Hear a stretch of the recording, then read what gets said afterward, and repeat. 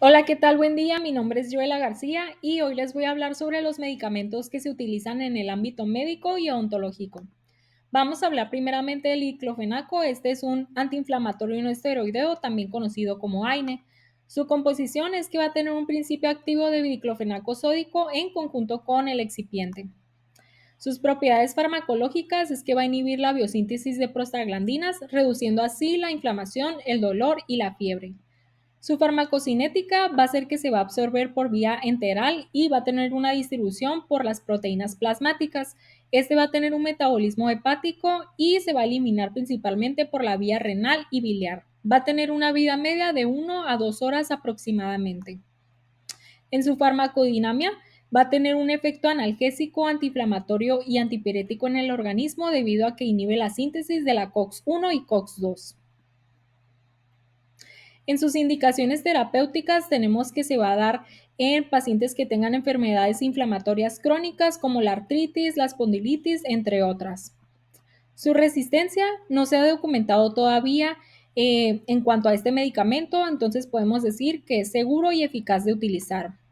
En sus contraindicaciones, no se va a administrar en pacientes que tengan hipersensibilidad a este fármaco o a los AINES, también que tengan una úlcera activa o problemas gastrointestinales y también en el tercer trimestre de embarazo. La dosis tóxica en niños y adultos va a ser de 7 miligramos sobre kilogramo de peso y no se debe administrar en conjunto con otro AINE debido a que la toxicidad se puede incrementar. Las interacciones medicamentosas que va a tener este medicamento va a ser con el litio, la digoxina, el metotrexato y las ciclosporinas y como se había comentado anteriormente con los otros AINES. En cuanto al uso en el embarazo, este va a estar clasificado en una categoría D y va a estar contraindicado durante el tercer trimestre sobre todo y tampoco se utiliza durante el primer y segundo trimestre a menos de que sea estrictamente necesario. Su utilización en la lactancia va a estar contraindicada debido a que se excreta en la leche materna.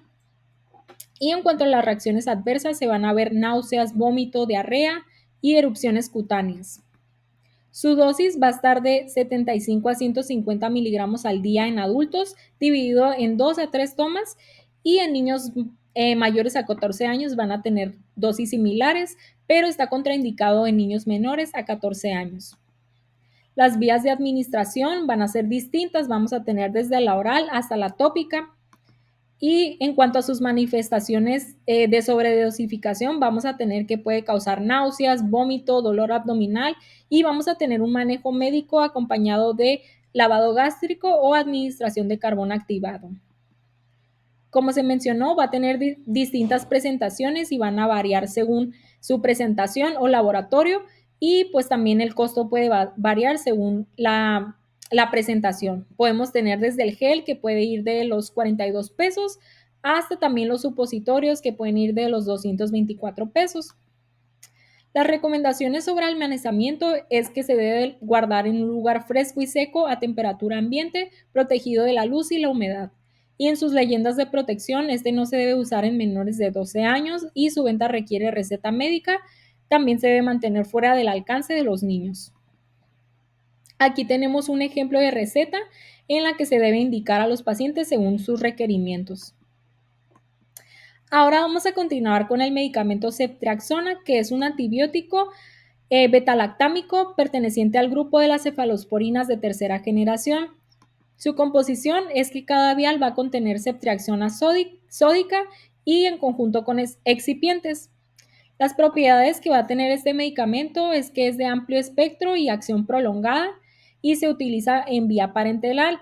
Su actividad va a tener una actividad bactericida que se debe a la inhibición de la síntesis de la pared celular bacteriana. Su farmacocinética es que se va a absorber por vía parenteral y va a tener una distribución por medio de los tejidos y líquidos corporales, incluyendo también el líquido cefalorraquídeo que se encuentra en el sistema nervioso central. En su metabolismo, este no se va a metabolizar significativamente y su eliminación va a estar por medio de la vía renal y biliar. Va a tener una vida media de 6 a 9 horas. En su farmacodinámica podemos decir que este actúa inhibiendo la síntesis de la pared celular bacteriana, lo que va a causar o producir una lisis y muerte de las bacterias susceptibles a este medicamento. En sus indicaciones terapéuticas van a ser variadas, puede ir desde una meningitis a infecciones abdominales, osteoarticulares o piel y tejidos blandos. Su resistencia sí está documentada y esta se puede desarrollar en bacterias que producen beta-lactamasas de amplio espectro. Va a estar contraindicado en pacientes hipersensibles a las cefalosporinas y también debemos utilizarlo con precaución en neonatos. También debemos tener una precaución en pacientes neonatos que requieran el uso con soluciones intravenosas con calcio. También vamos a tener precaución en no sobreextendernos en una dosis tóxica que viene siendo de 4 gramos al día en pacientes adultos, y también las dosis potencialmente tóxicas en niños van a ser mayores a 150 miligramos sobre kilogramo al día. No debemos pasarnos de esas dosis. En sus interacciones medicamentosas, no se debe recomendar su uso cuando se utilizan antibióticos bacteriostáticos en infecciones agudas porque puede causar una interacción entre ellas, y también no se debe utilizar con cloranfenicol. También va a reducir la eficacia de los anticonceptivos orales. En cuanto a el uso en el embarazo, este va a estar en categoría B, que quiere decir que no se ha documentado la seguridad del uso en este caso del medicamento, y se debe utilizar solamente en casos necesarios.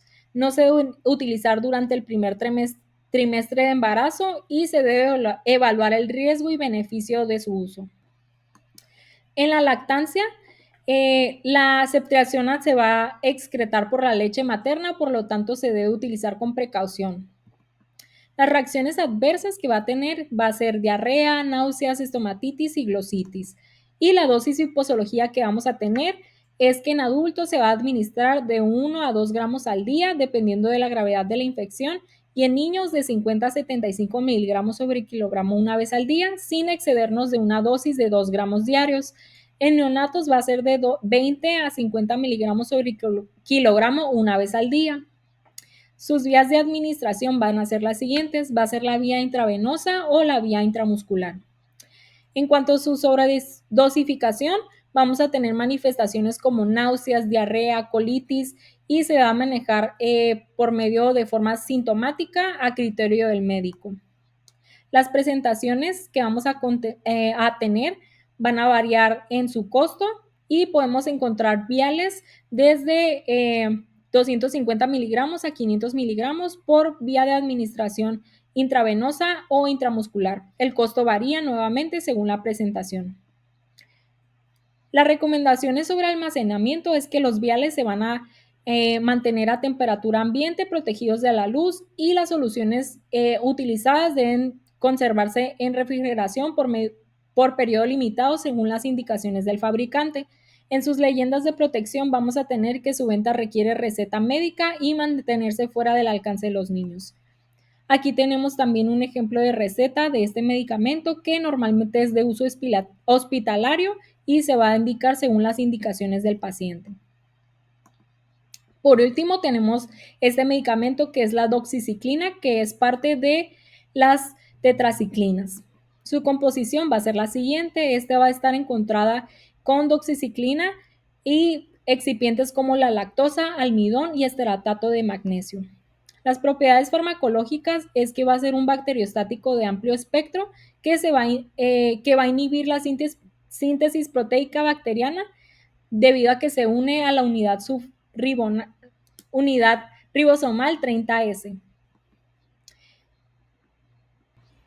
En su farmacocinética vamos a tener que va a tener una absorción vía parenteral o enteral, y su distribución se va a dar por medio de tejidos y unión a proteínas plasmáticas. Su metabolismo va a depender de la vía de administración, y su eliminación va a ser por medio de vía renal y biliar. Va a tener una vida media de 16 a 22 horas.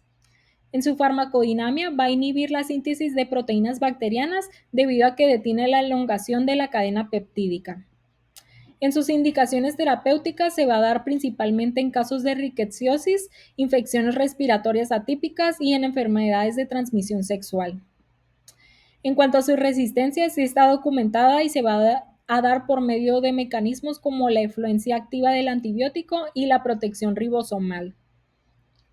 En sus contraindicaciones no se va a indicar en pacientes menores a 8 años, en embarazo y lactancia y en pacientes con insuficiencia hepática severa. También vamos a tener precauciones y advertencias. No se debe administrar en la segunda mitad del embarazo ni en la lactancia en pacientes embarazadas, debido a que tiene riesgo de alteraciones dentales y óseas en el feto. También no se debe exponer al sol por riesgo de fotosensibilidad. En cuanto a su toxicidad, no debemos pasarnos de 300 a 500 miligramos en una sola toma en adultos, y en niños se consideran potencialmente tóxicas las dosis mayores a 5 a 10 miligramos sobre kilogramo al día. Las interacciones medicamentosas es que va a tener efecto con los anticonceptivos orales y potencia el efecto anticoagulantes, entre otros. Las restricciones de su uso en el embarazo es que va a estar en categoría D según la FDA y va a estar contraindicada durante el embarazo. En cuanto a la lactancia, este se va a excretar en la leche materna, por lo tanto está contraindicado. Sus reacciones adversas van a ser por medio de hipersensibilidad, que pueden ser anafilaxia, angioedema y lupus inducido. En su dosis y posología vamos a tener que la dosis inicial va a ser de 100 miligramos cada 12 horas el primer día en adultos, y una dosis de mantenimiento de 100 miligramos una vez al día. En niños vamos a tener que igualmente no se indica en pacientes menores a 8 años, pero en niños mayores va a ser una dosis inicial de 4 miligramos al día en dos dosis divididas, y un mantenimiento de 2 miligramos sobre kilogramo al día en una o dos dosis. Las vías de administración van a ser vía oral o intravenosa, y las manifestaciones de sobredosificación van a ser náuseas, vómito, diarrea, y va a tener un tratamiento sintomático y médico. Las presentaciones y costo van a ser las siguientes, va a variar según su presentación y el laboratorio. Las recomendaciones de almacenamiento es que se va a mantener en un lugar fresco y seco a temperatura ambiente, protegido de la luz y humedad, y leyendas de protección como su venta reciente requiere receta médica y mantenerse fuera del alcance de los niños. Este va a ser un ejemplo de receta y se va a indicar según las necesidades del paciente. Estas son las referencias que se utilizaron. Muchas gracias.